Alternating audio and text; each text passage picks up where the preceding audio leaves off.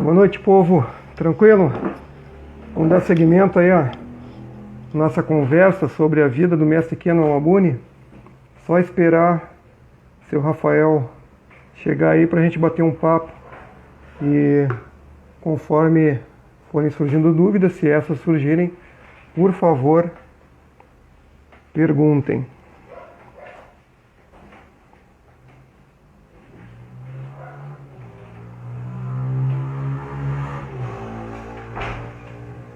Nossa última conversa foi até o ano de 1929, mais ou menos. Então a gente vai retomar a partir daí. Falar sobre essa parte da história.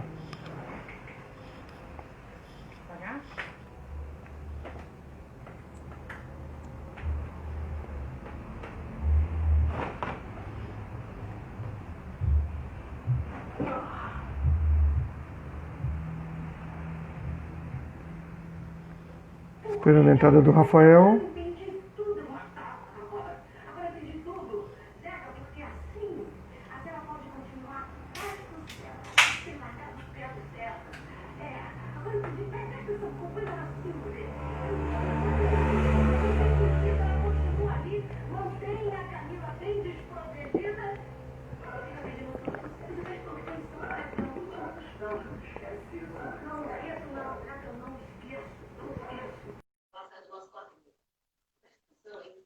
Boa noite, Johnny. Como é que tá? Tudo tranquilo? Me ouve bem aí? Boa noite, Leandro. Buenas. Olá. Fala, seu Rafael. Como é que tá? Boa noite, sei. Tô tranquilo? Tranquilão. Me enxerga? Me ouve? Tranquilo. Sim. Deixa eu dar uma ajustadinha aqui na minha câmera, mas enxergo. Tá bom. E aí, paramos onde? Lembra? Você que é um homem mais jovem, com memória melhor? Acho que em 1927, não foi? Boa noite. 27. Queria fazer queria fazer uma observação sobre a última live pra gente fazer nessa. Por favor. Abrir um espaço para responder a pergunta da galera ali, fica perguntando. Certo. Como é que é? Controla o tempo aí pra gente não se perder? Não sei se alguém já quer perguntar alguma coisa de chegada assim. Aí, só pra gente não esquecer, da última vez a gente esqueceu. Normal. Se deixar por mim, por você, a gente fica falando e não quer que ninguém mais fale. Eu fico olhando aqui as perguntas e aí quando tiver alguma pergunta eu aviso. Tá bom, então. Beleza. Boa noite, Leandro. Deixa eu ver aqui. A gente comentou sobre... eu acho que a gente chegou a comentar sobre aquela questão da vida do mestre Jigoro Kano, né? E o impulso que isso aí deu, né? No mestre Mabuni para que ele resolvesse se mudar para as ilhas principais do Japão. Sim. Então vamos retomar a partir do ponto em que ele vai para lá, que é o ano de 1929. Em 1929 ele deixa então Okinawa e ruma primeiramente para Tóquio. Em Tóquio ele passa algum tempo junto com o mestre Yasuhiro Konishi, mais auxiliando o mestre Konishi do que qualquer outra coisa. Nesse mesmo período ele tem contato com o mestre Funakoshi lá e acha que, como o mestre Funakoshi já vem desenvolvendo um trabalho na região de Tóquio, ele resolve rumar para uma outra parte, e a parte escolhida do Japão é Osaka. Tá? É quando ele chega para fazer um trabalho nessa região, então. Em Osaka, ele, a princípio, não tem um dojo de karatê, ele ensina onde ele é convidado a ensinar, né? Então ele passa por diversos dojos lá na época. Ensina na academia de polícia, ensina em templos budistas, mas não tem um local próprio de ensinamento, que só vai se concretizar alguns anos depois, mais precisamente 5 anos depois, em 34, quando ele abre a Yoshukan, né? Que é a precursora da Shitokai depois. Sim, Tá? isso aí. O fato dele ensinar em templos budistas traz alguma relação com o budismo para dentro da Shitoryu? Ele era budista? Qual é a relação disso ou não tem nenhuma relação? Não, nenhuma relação. Tá? Ele não se declara em nenhum momento praticante de nenhuma das religiões japonesas, nem Shinto, nem o Bukkyo, né, que é o budismo para nós aqui no Ocidente. Ele se limita a comentar que essas coisas influenciam de determinada forma os kata, o nome dos kata principalmente, mas também se diz que não tem como explicar isso direito porque a explicação correta foi perdida com o tempo. E ele sendo um pesquisador, se não achou, imagina a gente, né? Ele tinha contato direto lá com essas coisas, para a gente fica mais difícil de conseguir recuperar ainda. Então o negócio, né? Ele acaba ensinando nesses lugares porque esses lugares sempre foram lugares que também tiveram relacionado à prática marcial, né? Principalmente pela questão do samurai no Japão, né? O samurai ele tinha essa presença filosófica do Budô e do confucionismo muito presente com eles e trazem a tradição guerreira junto. Então ele acaba entrando junto através da via marcial e não da via religiosa. Ele não traz essa parte para dentro da Shito. E nunca menciona isso nem no próprio Karatê. Nós estamos deixa eu ver uma coisa que mais. 30. Tá. Yoshikan. Antes da Yoshikan, em 31, o mestre Mabuni tem uma primeira associação que ele chamou de Dai Nippon Butokukai. Tá? Essa Dai Nippon Butokukai pretendia ser uma federação japonesa de karatê. Na época não se falava em estilos ainda, né? Então não era uma federação de Shitoryu, era uma federação de karatê. A ideia era que todo mundo que estivesse praticando karatê naquela época fizesse parte dessa entidade, o que não se concretizou, né? Na verdade, a Dai Nippon Butokukai acabou se concretizando no dojo Yoshikan e acabou virando a Shitokai. Tá? Mas Dai Nippon Butokukai é a primeira associação. Essa Dai Nippon Butokukai, com o passar dos anos, foi renomeada para Nippon Butokukai só. Saiu o Dai. Porque o Japão, antigamente, ele tinha um complexo de grandiosidade, né? Tudo era o grande Japão, né? Então, a Federação Japonesa do Grande Japão.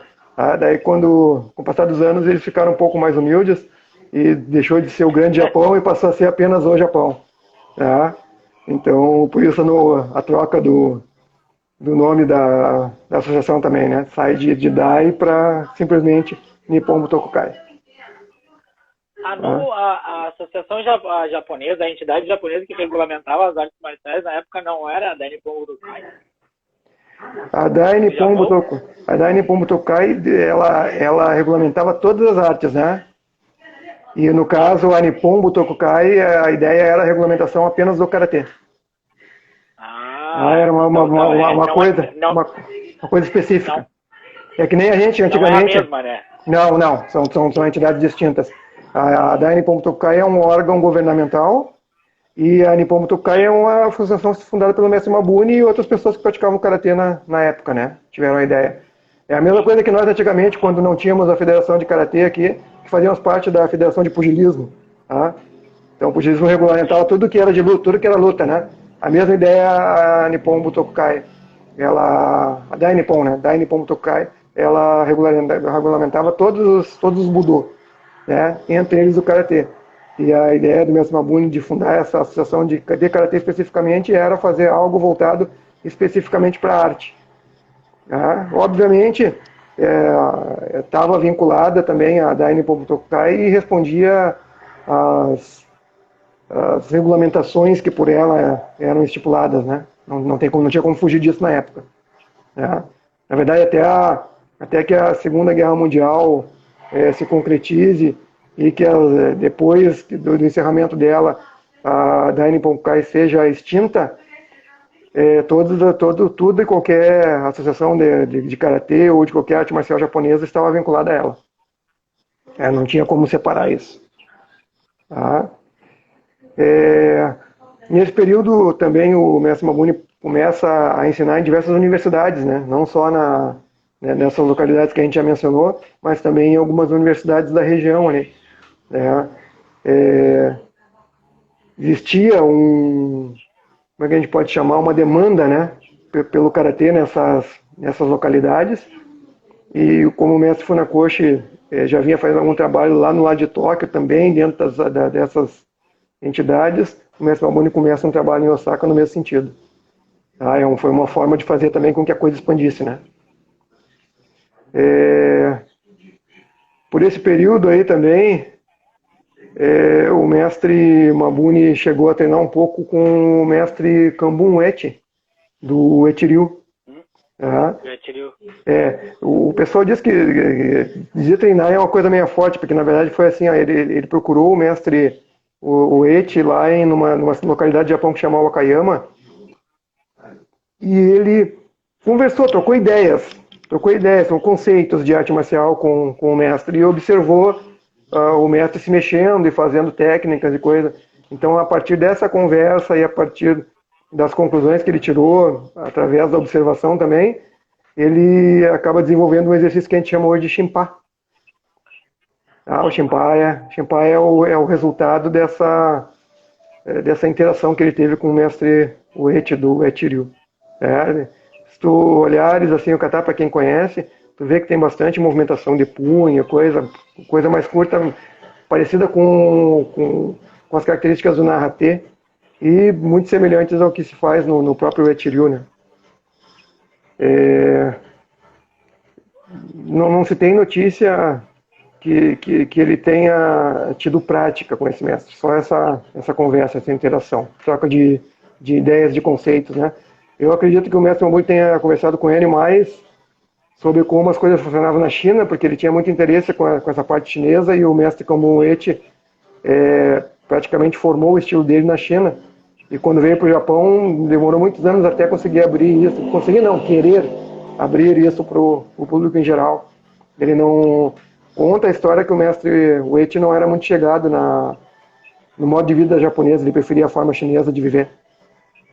Então, por isso ele era meio recluso, assim, não era muito adepto, nem muito de abrir coisas para os japoneses. Mas, com o passar dos anos, isso se normalizou, e ele acabou também difundindo o estilo dele no Japão, mas principalmente em Okinawa, né? Ainda é um estilo mais local. Né? Eu não fiquei sabendo, não conheço. Pode ser que exista alguma filial do Uechi-ryu dentro do Japão, mas ele é um estilo mais forte em Okinawa. Não tanto dentro das ilhas principais do Japão lá. Tá? Então, eu já tinha comentado em 34 sobre a fundação da Yoshukan, e também é nesse ano de 34 que o mestre Mabuni decide oficializar o nome do estilo como Shitoryu, embora isso não tenha ficado oficialmente registrado em nenhum órgão. Né? Ficou tipo assim, ele dentro do dojo ele já começou a se referir ao estilo dessa forma, essa homenagem que ele fez aos mestres dele, né? Shitoryu, estilo de Tosei Higauna, mas não havia uma regulamentação para os estilos ainda. Embora já soubesse das conversas de que era necessária uma regularização e que era necessária uma especificação, ainda não foi agora que a coisa fluiu oficialmente, vamos dizer assim. Tá? Então vai levar mais 4 anos para que isso seja de fato cobrado e que os estilos sejam de fato registrados. Vai dar lá em 38, 39 isso, mais ou menos. Mas em 34... Por resolução, os estilos são nomeados por resolução da Dainippon Motokai no Japão, né? Sim. Obrigação, assim, né? Sim. Porque uma das coisas que eles criticaram no começo do Karatê foi de que não existia um padrão de ensino, né? Chegava lá o mestre Miyagi mostrava uma coisa, o mestre Mabuni mostrava outra, o mestre Funakoshi mostrava outra. Então eles queriam que os mestres fossem mais específicos naquilo que eles ensinavam. Então, afinal de contas, o que é isso? né? Por que que o teu é assim, o dele é assado? Né? Então eles fazem uma espécie de solicitação para que houvesse uma oficialização do que era aquele ensinamento, por que era daquela forma, né? E que deixasse isso claro em formas de escola, como os japoneses fizeram com os estilos de Kendo, por exemplo. Tá?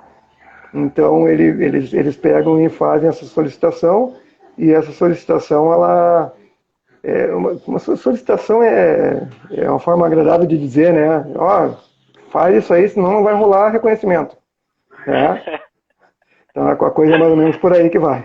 Tá? Então o mestre Mabuni ele toma essa decisão de homenagear os mestres e começa extraoficialmente em 34 já a se dirigir o estilo como o estilo não dele, mas dos mestres dele, né? Ou seja, eu sou um canal do que chegou até mim. Essa é a ideia da coisa. Tá? Deixa eu ver alguma coisa aqui mais. Pergunta. Ele foi comedido, né? Porque se fosse botar com todo mundo que treinou, o nome ia ficar maior. Né? Ah, complicava. Daí a gente ia ter que nem os nomes antigos de Portugal lá, que tinha 18 nomes, mais ou menos isso seria o nome do estilo. É, se ele fosse fazer uma homenagem geral, ia dar problema. Por isso que ele escolhe os dois principais, né? Tá, nesse período de 34, o mestre Mabuni, ele aparece também como um grande pesquisador. Tá? Ele começa a criar a fama de um cara que busca conhecimento fundamentado. E através dessa fama ele acaba divulgando a publicação de diversos livros que ele fez. Nesses livros que ele fez, parece que só 2 chegaram até os nossos dias. Os outros se perderam por causa das batalhas em Okinawa lá. Isso aí antigamente era feito naquela chapa de prensa lá e coisa, essas chapas se quebraram e não teve mais como fazer um resgate. E desses 2 livros que ele conseguiu republicar, um é um estudo sobre o Seipai, Kata Seipai, e o outro é o que ele chama de Introdução ao Karate Do, que é aquele livro que você me deu de presente. De 38, né? Um livro de 38. Diz que tem um livro que o mestre Kennen Mabuni, filho dele, reeditou também em francês, sob o nome Karate Do Shitoryu. E agora eu não sei te dizer se foi o Seipai no Kankyu ou se foi o Karate Do Nyumon. Eu acredito que tenha sido o Nyumon, porque o Seipai era algo muito específico, né? Não era uma coisa abrangente para a arte. Então, se ele quisesse mostrar mais coisas, teria que ser uma introdução ao Karatê e não outro. Eu não achei essa informação de qual seria o livro que foi republicado em relação ao livro original. Mas foi refeito pelo mestre Kennen Mabuni, em francês. Não me ajuda muito a língua. Deixa eu ver o que mais que tem nesse período aqui. 35. Em 35 ele cria o kata Aoyagi. O Aoyagi ele é o resultado de uma pesquisa para um programa de defesa pessoal feminino que o governo japonês solicitou na época. Ele faz junto com o mestre Konishi, junto com o mestre Ueshiba do Aikido. Eles fizeram do Aikido. Eles fizeram algumas. Eu acredito que o próprio nome do kata, esse negócio salgueiro verde, da ideia da flexibilidade, tem havido muito da ideia do Ueshiba, mais do que deles. E agora faz sentido aquela aplicação que eu acho que não tem nada a ver com o resto do kata, que nem fez kata, aquela torção. Ok, viu? Agora tu sabe, ó. Onde é que saiu aquilo lá? Diz que quando eles terminaram o kata, ele e o Konishi, que eles levaram o kata para o mestre Ueshiba dar uma olhada e o mestre Ueshiba deu alguns toques. Eu acho que aqui dá para ajeitar ali, acho que esse aqui dá para fazer assim, acho que aqui faz menos força, porque como a ideia era um trabalho para defesa feminina, força bruta não era o objetivo, né? Então ele deu alguns toques. Então o Aoyagi ele é um kata que dá para se dizer que tem a essência do do pensamento do mestre Mabuni, o Konishi, e a colaboração do mestre Ueshiba do Aikido. Para quem entrou agora e não sabe, o mestre Ueshiba é o fundador do Aikido, né? Que é arte marcial que trabalha muito com torções e fluxo de energia, enfim, né? Só parênteses, sabe? Caso alguém não saiba do que a gente está falando. Ok. O mestre Kenen Mabuni, filho mais velho do mestre Mabuni, diz que o pai dele foi um dos precursores nesse sentido de fazer com que as artes marciais fossem também direcionadas para as mulheres, né? Já naquela época lá de 1930, que não é uma coisa tão comum no período, né? Hoje em dia que a gente vê um direcionamento no pensamento mais preocupado com a questão feminina, né? Nós estamos agora em 2020, o cara em 1930 já pensava nisso. Então você imagina o quanto... Ainda mais no Japão, né? Você imagina o quanto à frente do japonesa. tempo. Imagina quanto à frente do tempo ele não estava, né? Então é uma cabeça muito aberta, né? É por isso que o Shitoryu tem tanta coisa, né? Ele tinha uma forma de enxergar o karatê muito especial, né? Enquanto na época se pregava a ideia de que deveria se treinar um kata a cada 3 anos, e ele sabia mais de 50 kata. Se você for botar na ponta do lápis um kata a cada 3 anos, eu não sei quanto dá numa vida aí normal de 70 anos. Com certeza ele não ia ter a quantidade de ensinamento que tinha. E o mais curioso é que as pessoas tendem a dizer que essa insistência em um único kata, ou a repetição de um único kata, primando pela qualidade, não pela quantidade, é uma coisa que ele derruba, né? Porque ele faz uma extrema quantidade de kata e com qualidade melhor do que qualquer outro mestre da época dele. Então, ele vem para quebrar esse paradigma de que deveria ser feita uma quantidade ínfima de kata para que ficasse muito bom.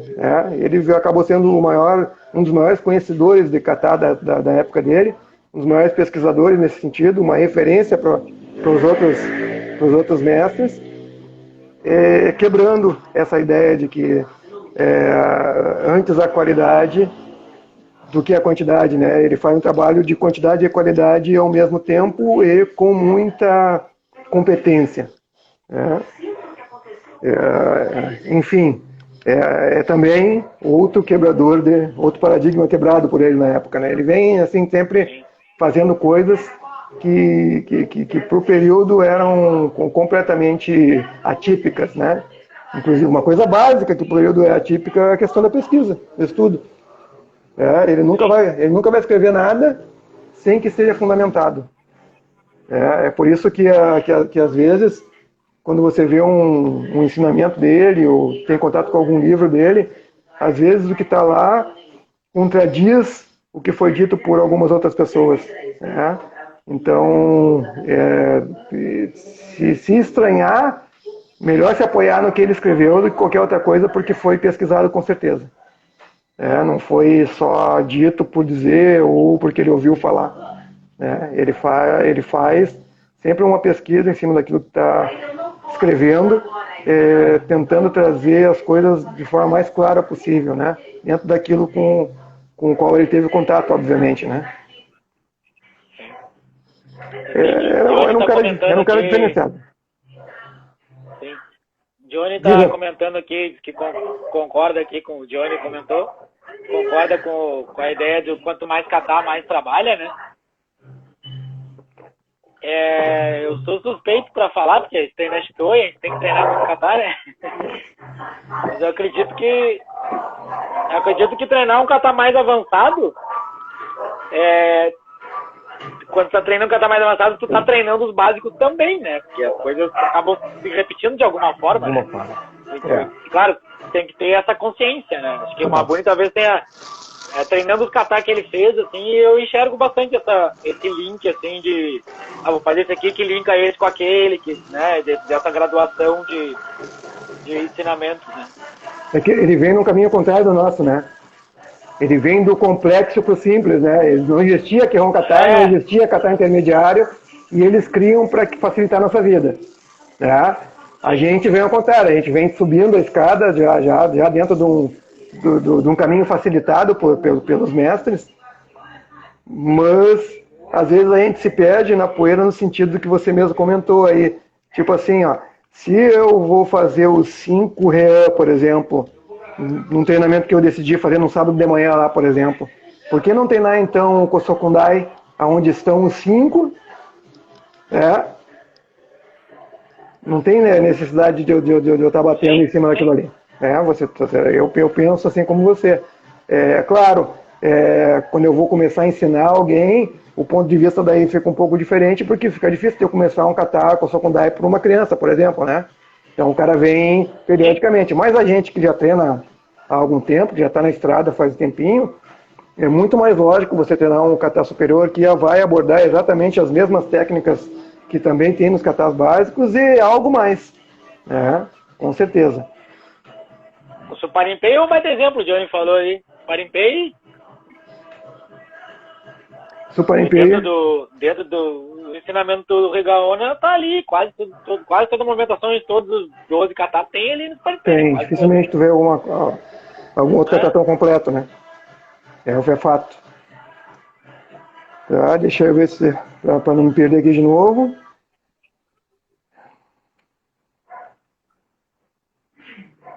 Uma coisa que pouco se comenta e que talvez a grande maioria das pessoas nem tenha conhecimento, a gente que é do estilo já ouviu falar muito nisso e sabe, é que o mestre Mabuni também foi um mestre de Kobudo, né? E que a grande maioria dos mestres antigos praticavam também o Kobudo, né? Embora muitas vezes tenha chegado para a gente só a parte mão vazia, só o que a gente conhece como Karatê hoje, o Kobudo era uma prática comum junto com o Karatê antigamente. E é legal você ver as linhagens que constrói hoje o Karatê, o mestre Mabuni está sempre presente. As linhagens que constrói o Kobudo, ele quase não é citado. E é interessante que pessoas que aprenderam com ele são citadas e ele não. Eu não sei se porque ele acabou sendo vinculado ao Shito, isso aconteceu, ou alguma outra questão política que a gente não tem conhecimento, né? Porque eles têm muito disso aí, né? Infelizmente. Mas ele é um... Talvez... Vou falar. Talvez ele tenha sido só um vetor de conhecimento, né? Sim. Antes de se chamar Kobudo, né? Que é essa a ideia, né? Procuraram ele. A impressão que eu tenho é que ele não se envolveu com a parte organizacional, e daí por não ter se envolvido com a parte organizacional, o nome dele acabou ficando de fora, né? Mas você vê assim, ó, você vai procurar as linhagens de Kobudo, você acha lá o mestre Yabiko, né? Yabiko Moden, e você acha o mestre Shinken Taira, tá?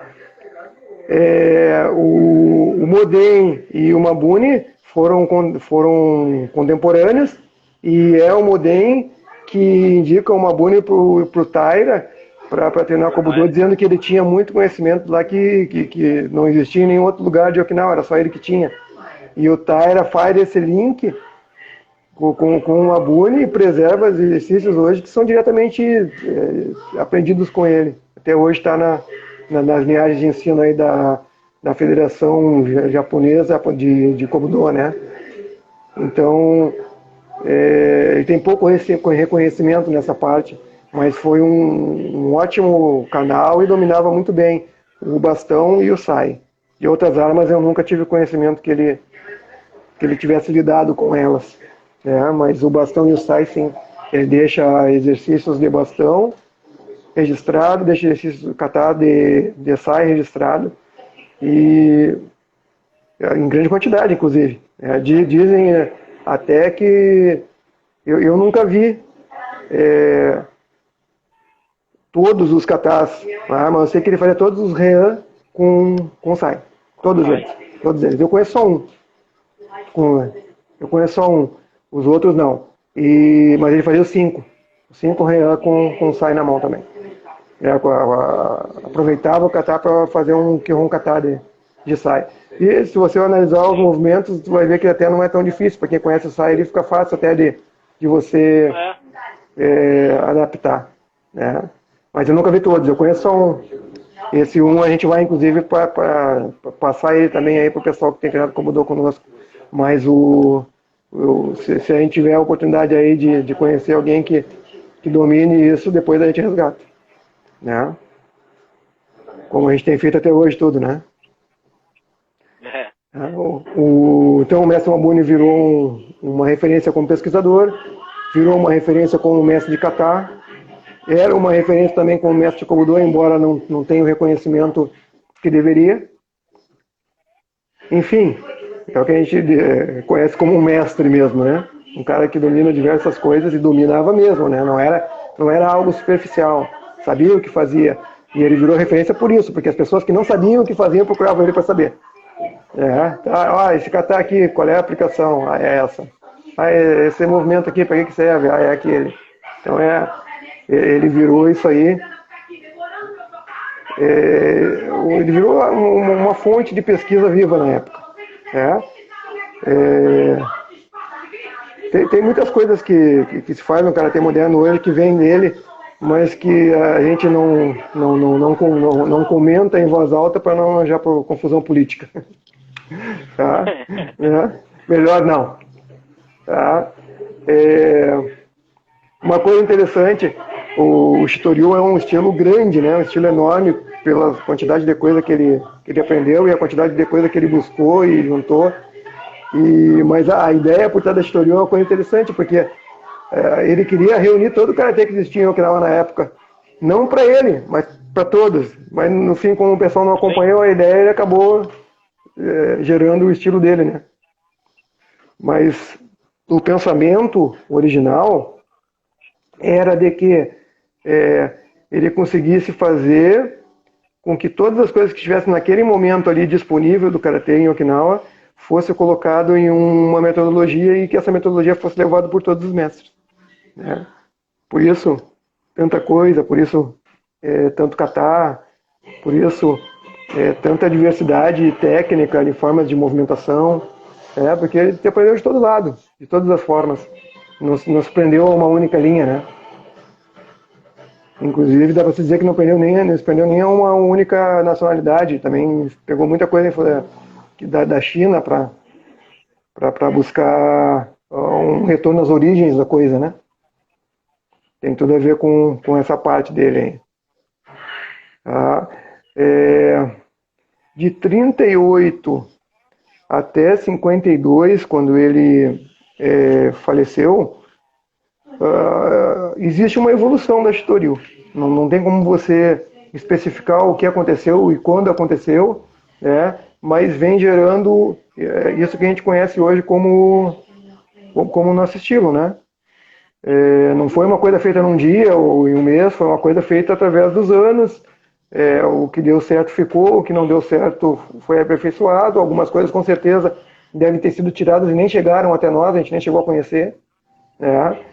Então, o estilo ele é uma evolução que vai de 30, dá para dizer, 29, 30, até 52, quando ele faleceu.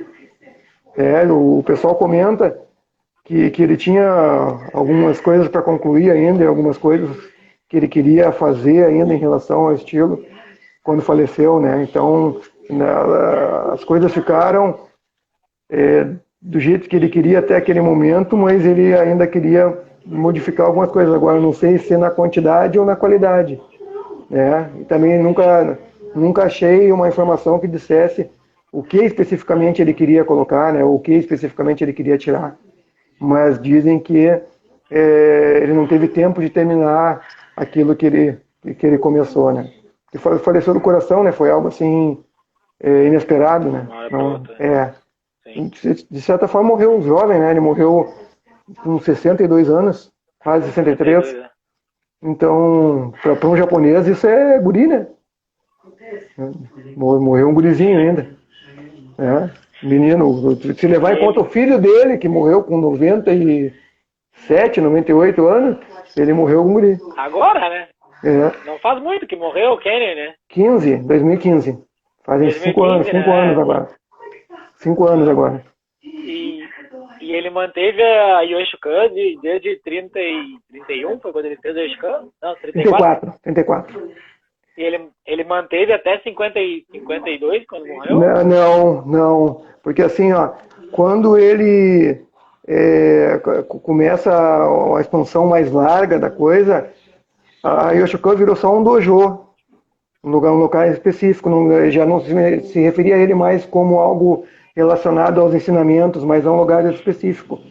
Ficou mais mencionada a Nippon Karate Dokai, né, que foi a federação, vamos dizer assim, a associação que ele criou. Então, a própria Yoshikan também passou a trabalhar com essa filosofia da Nippon Karate Dokai. Sim. É a mesma ideia. E aí depois que ele morre tem aquela história que ia ficar pro Kenzo era mais velho? Não, Kenzo era mais novo. Kenzo mais novo. Quando ele falece, que não queria, que ficou pro outro, né? Quando ele falece, ele tinha 5 discípulos considerados discípulos principais, tá? Alguns desses discípulos principais já haviam se desvinculado dele e haviam criado as próprias escolas antes do falecimento. Antes do falecimento. Tipo o mestre do Kenryu, que criou um estilo que era... não me lembro o nome do mestre. Ryusho Tomoyori. Tomoyori. Tá? O Sensei Tomoyori, ele já havia recebido autorização do mestre Mabuni há mais tempo de ter uma escola própria. Tanto é que ele faz um Shitoryu, entre aspas, aí, inovado, com influências também do Goju-ryu, e chama de Kenryu. O Ken do mestre Ken Mabuni, o Yu do nome dele mesmo, Tomoyori, que é aquele esquema da leitura diferenciada, quando o kanji está separado, seria o estilo dele e do Mabuni. Ele reconhece os ensinamentos que recebeu, mas também reconhece que ele modificou algumas coisas, colocou coisa pessoal. Sim. É um mestre que fundou o próprio estilo e que teve autorização para isso. O mestre Sakagami, Ryusho Sakagami. Sakagami, ele também era um cara muito respeitado pelo mestre Mabuni, e ele recebe autorização do mestre para usar o nome Tosoryu na época, porque ele diz assim, Shitoryu vai acabar ficando com os meus filhos, porque é uma linhagem familiar. Então, faz assim, coloca você como sendo o segundo soke da linhagem Tosoryu, da parte do mestre Tosso. E é como ele faz, ele começa com o nome Tosoryu e depois acaba em Tosokai. Também recebe autorização antes do falecimento para fazer as coisas. Deixa eu ver qual é o outro mestre que vem nessa... O mestre Manzi Iwata, que é um dos principais discípulos dele, não abandona a raiz da coisa, se mantém fiel ao Shito, e mesmo quando o mestre faleceu, ele segue trabalhando em conjunto com o mestre Ken Mabuni para manter a raiz do estilo, vamos dizer assim. Eu tenho a impressão de que o mestre Iwata se considerava como um membro da família, né, pelo carinho que tinha pelo mestre e pelo reconhecimento que tinha através dele também. Eu tenho a impressão de que se o mestre Mabuni não tivesse tido filhos, ele teria sido a pessoa nomeada a assumir o Shitoryu. Se não pelo mestre Mabuni, porque não fez isso para ninguém, na verdade nem para os próprios filhos, mas pelos pares, que na época conheciam bem o relacionamento deles ali. Acredito que teria sido ele. Pelo relato do Kiyoshi, Faz sentido, né? Sim. Com relação aos dois irmãos, a tradição japonesa é muito clara, né? Quem assume qualquer coisa em relação à herança familiar é o filho mais velho. É o filho mais velho, sim. Isso. Me parece que o Kenzo Sensei não ficou muito, muito contente com essa ideia e resolveu não trabalhar em conjunto com os demais na época, né? Abrindo uma organização própria, né?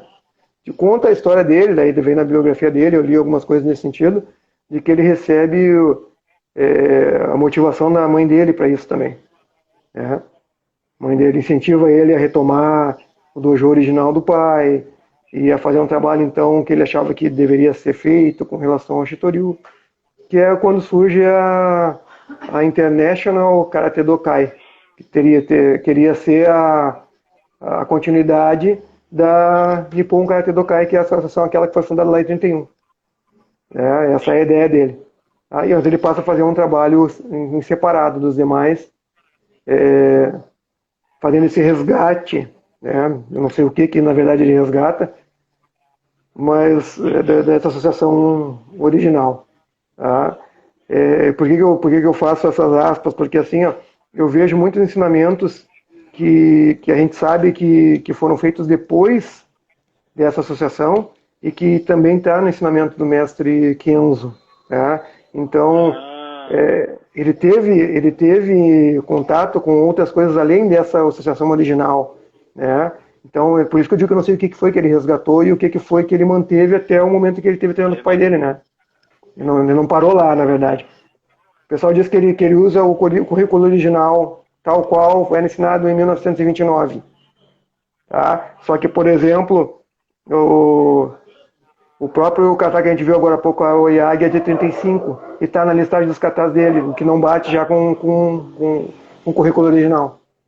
Entendeu? Então, algumas coisas contradizem o que o pessoal conta, né, para tentar mostrar uma originalidade que me parece que não existe tanto assim. Mais no sentido de querer mostrar algo tradicional, eu não entendo muito bem por quê. Aí entramos na discussão do tradicional que a gente vê tanto por aí hoje em dia também, né? Justamente. É a mesma história, né? Justamente.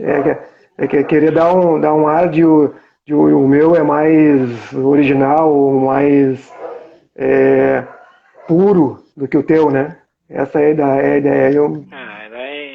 Eu acho que não existe nenhum karatê, na verdade, hoje em dia, que se possa chamar um karatê que venha diretamente de Mabuni, diretamente de Funakoshi, diretamente de Miyagi. Todos foram mexidos, todos foram alterados, todos tiveram algum outro tempero no meio do caminho, pela pessoa que na época dirigia o estilo. Né? É do ser humano, né? Faz parte do ser humano isso. Deixa eu achar aqui a parte daí que entra diretamente na Shitoryu, para a gente dar uma abordada nisso também. Porque existe, além da vida do Mestre Mabuni, tem muito ensinamento que ele deixou, né? Então isso eu vou deixar batido agora, para a gente voltar num outro momento, porque senão a gente não vai conseguir falar sobre Shitoryu. Vamos ficar falando disso. Isso. Shitoryu. Vamos deixar bem claro assim. Ó. O Shitoryu não é um estilo criado num único momento, dentro de um único pensamento. Ele é um estilo que foi criado através dos anos, através de uma experiência do mestre Mabuni, fazendo testes do que funcionava e do que não funcionava, do que ia deixar, do que não ia deixar, do que ia adicionar, do que não ia adicionar, que resultou no estilo. Então não dá para dar uma data. O Shitoryu foi criado em 1934. Não. Dá para te dizer que assim, no momento em que ele resolve criar um estilo, que ele viu que a coisa vai por esse lado, que todo mundo acabou meio que individualizando o ensinamento do Karatê, que ele começa a entrar na ideia de recolher conhecimento, então, dentro daquilo que ele entendia como Karatê, ele vai num período longo de transição e de mutação direta, não é uma coisa fixa. Então, até pode dizer, o Shitoryu foi registrado em 1939. Ok, como registro sim. né? E mesmo assim não parou ali a forma do estilo. Houveram a partir dali também outras inclusões, outras exclusões, outros princípios que ele teve contato e que até então não teria, né? Não dá para definir uma data específica para a criação, e sim um período longo aí que vai em torno dos 20 anos. Se a gente levar em conta, vamos pegar 30 como referência, até 52, que foi quando ele faleceu, são 22 anos, né? E como eu mesmo comentei antes ali, diz que ele não tinha terminado ainda o que queria terminar, então ainda existia na época modificações, inclusões e exclusões e que estavam sendo feitas. Então, o estilo não... Ele faleceu e o estilo não estava pronto. É isso aqui. Toma aqui o meu... Que nem antigamente o pergaminho, aquele, né? Tá aqui o pergaminho com todos os meus ensinamentos. Não estava pronto. Faltou algumas linhas do pergaminho ali para passar adiante. Tá? Falar de um Shitoryu puro, complicado, né? Complicado, porque assim, eram tantas pessoas qualificadas na época que treinavam com ele. Muitas pessoas receberam autorização para ensinar. Você vê muitas semelhanças e muitas diferenças dentro das próprias linhagens. Quem mexeu no quê? Como saber? Não tem como saber, né? Como saber? Então, falar de um estilo original não é algo que seja possível, pelo menos querendo apontar onde foi que isso aconteceu, né? O que você consegue construir hoje? Você consegue construir que a Shitokai vem através da linhagem familiar e que a International Karate Dokai também vem através da linhagem familiar. É isso que se consegue construir, mais nada. As demais escolas são escolas que têm influência Shitoryu, algumas delas muito parecidas com o que a gente faz, mas são claramente, dito no nome isso, que existe a influência do mestre da escola. Exemplo, Hayashi Ha Shitoryu. Shitoryu do Hayashi, não do Mabuni. Motobo Ha Shitoryu. O Shitoryu do mestre é o Sakagami, deu branco. O Motobo Ha Shitoryu é o Kuniba, mestre Kuniba. Shitoryu do mestre Kuniba, não o Shitoryu do mestre Mabuni. Então, sempre que você vê Ha, você tem uma admissão de que houve uma intervenção no estilo original. Não é Shitoryu? Sim, é Shitoryu, mas um Shitoryu com uma outra visão. Certo? Quem faz certo, quem faz errado, se é que existe alguma coisa errada, esquece, velho. Esquece. Não tem como apontar. Tá? Shitoryu. Em 1931, logo que ele chega no Japão, ele chegou em 29, conseguiu se fixar por ali e conseguiu ter um resultadozinho do trabalho dele em 31, que é quando surge a Nippon Karate Dokai. Tá? Nesse período, o pessoal, não ele, mas o pessoal que treinava com ele começou a referir como Mabuni Ryu o estilo dele. Tá? O estilo do Mabuni, Mabuni Ryu. Tá? Ele nunca reconheceu isso como algo concreto, né? Mas as pessoas se referiam assim, já que não tinha um nome. Sim. Tá? Então chamavam assim. Um pouquinho mais tarde, ele passa a chamar o estilo de Hankoryu. Hankoryu. Tá? Esse Hanko, ele tem o mesmo sentido de Goju. É outra forma. O Goju, estilo duro e suave, né? Duro e flexível. Né? O Hankoryu é estilo metade dura. Se a metade é dura, a outra metade é flexível. Então é a mesma ideia. Tá? É o Han de meio, sim. Isso, a metade. Estilo metade, a metade do estilo é dura, ou seja, a metade é Itosu. A outra metade é Gaúna. Então ele assume, esse nome ele chega a assumir, por esse período mais ou menos ali. Tá? Então de 31 até 34, quando ele era questionado a respeito do que ele lecionava, era o Hankoryu. Tá? Hankoryu. Em 34, eu não sei porquê, ninguém explica o porquê disso, mas ele toma a decisão de homenagear os mestres. E daí começa a referir como Shitoryu. né? O estilo do Itosto e do Rigaúna. Na verdade, se tu pegar o Rancoryu e analisar o que quer dizer o estilo, eu já dizia isso antes, né? Se a metade é dura, a metade é Itosto, a metade suave e a outra metade era o Rigaúna. Ele só deixa isso bem claro quando chama Shitoryu. Né? Mas é a mesma, É, mesmo sentido. ele era próximo do Mabuni, ele era próximo do Miyagi, né? De repente, para não ficar na mesma linha de nome, Também é algo bem... Miyagi... Goju nomeou em 29, né? 28, 29, foi antes ainda. Foi por aí. O registro foi um pouquinho depois, mas a ideia é mais ou menos essa data aí.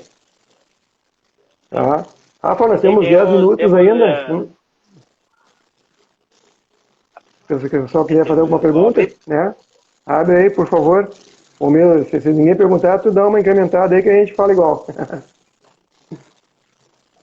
Ninguém vai perguntar, eu vou. Mas perguntei.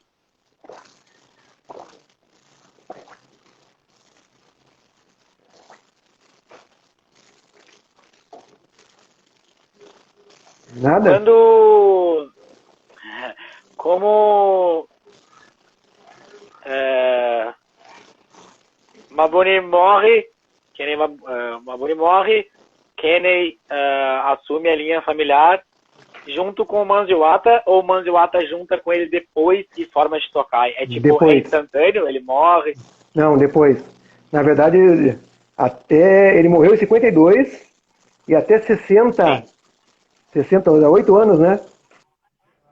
Nesses 8 anos, ocorrem trabalhos paralelos, tá?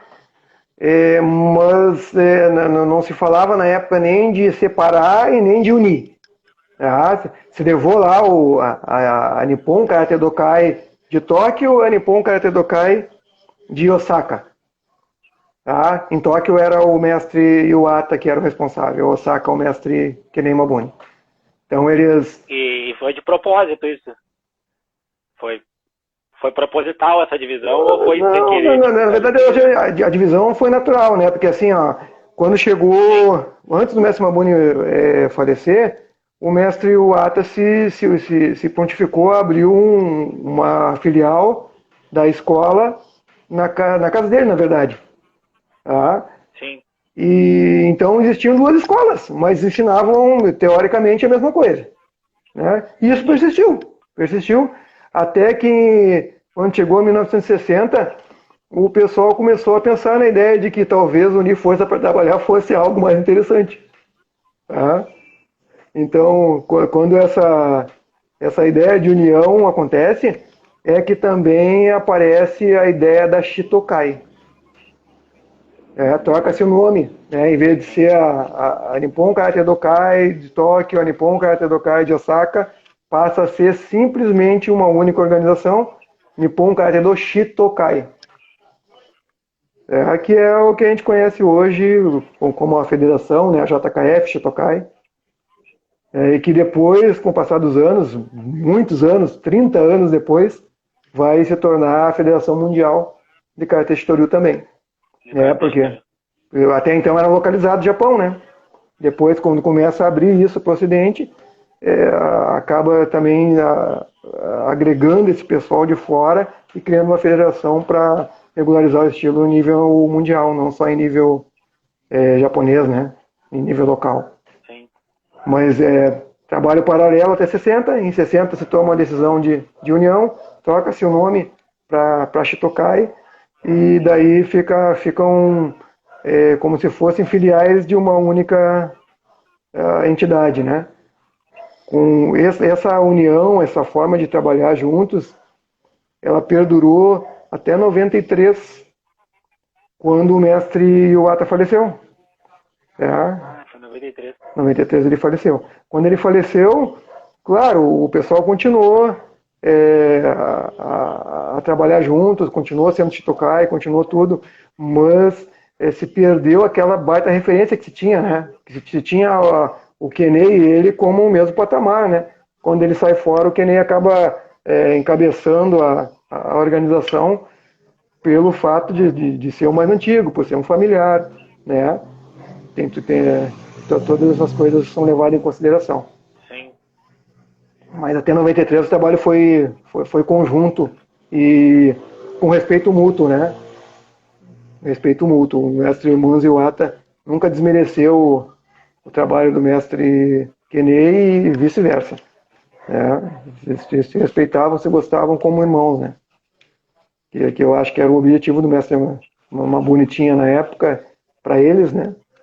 O mestre não Sensei Aguiar conta uma história no livro dele de que o mestre Mabuni teria apresentado eles como irmãos dentro da Shitoryu, né?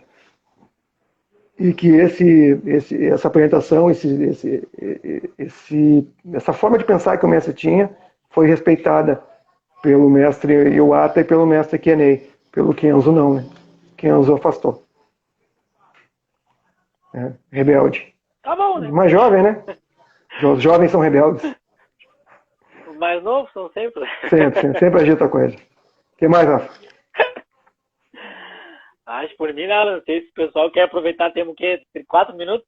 3 minutos? 4. 4. Sei se é o Temar perguntar alguma coisa, acabou de entrar ali. Esse é o Temar, estava comigo aqui em casa até agora há pouco. Até agora há pouco? Uhum, estava treinando no Kobudo.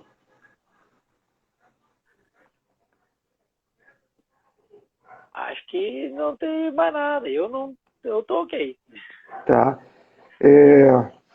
Eu quero ver se a gente dá agora. A gente começou a abordar o que seria o Shitoryu especificamente, né?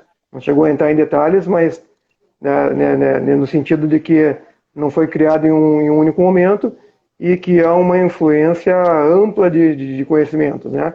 Mas tem alguns acontecimentos bem específicos dentro da Shito que eu acho que é interessante a gente abordar, só que com certeza hoje não vai dar tempo. Então a gente, assim como fez agora, semana que vem ou na outra, vamos ver como é que vai ser nosso andamento aí da carruagem, sempre correndo, sempre para lá e para cá. Mas uma hora dá. A gente se acha de novo para dar continuidade, então, a partir dessa... Para dar continuidade. Isso. Daí vamos falar especificamente de Shitoryu e as coisas que acontecem daí no estilo, né? Já que a gente falou bastante sobre a vida do mestre, aí vamos abordar agora a parte do estilo, que também não vai conseguir desvincular da vida dele, mas por outra perspectiva, né?